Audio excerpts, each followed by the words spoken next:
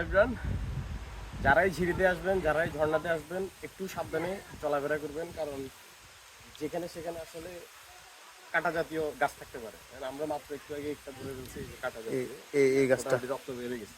একটু সাবধান থাকবেন, যে এগুলো প্রত্যেকটা গাছে কিন্তু কাঁটা গাছ। এই যে একটু চলাফেরার সময় একটু সাবধানে, একটু সতর্কভাবে করবেন।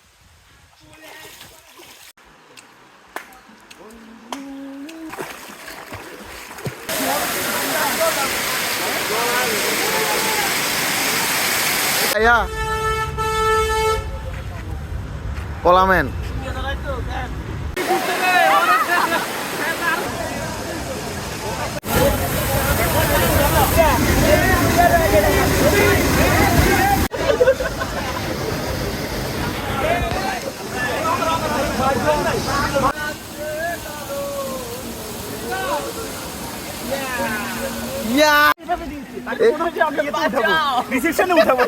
সীমান্ত আগে না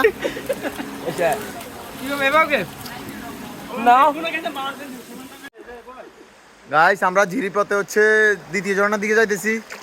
টু মাচ হার্ড গাইস, এত পরিমাণ কষ্ট এখানে আসা, কেউ না আসলে বিশ্বাসই করবেন না।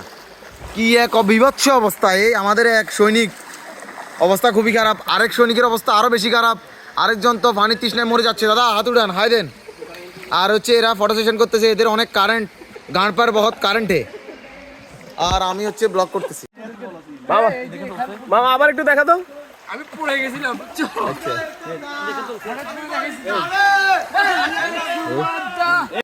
কি আর আছে তুই?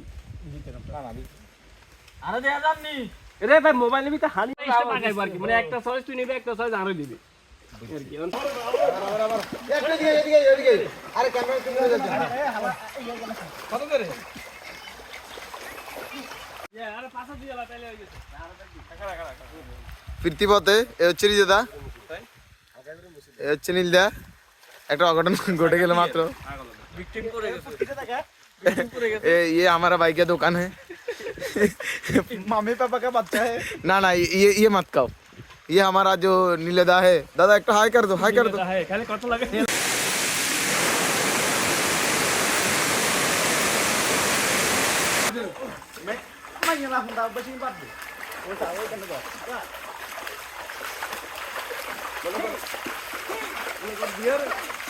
कैमरा लाइट को, ये तो हमारे पास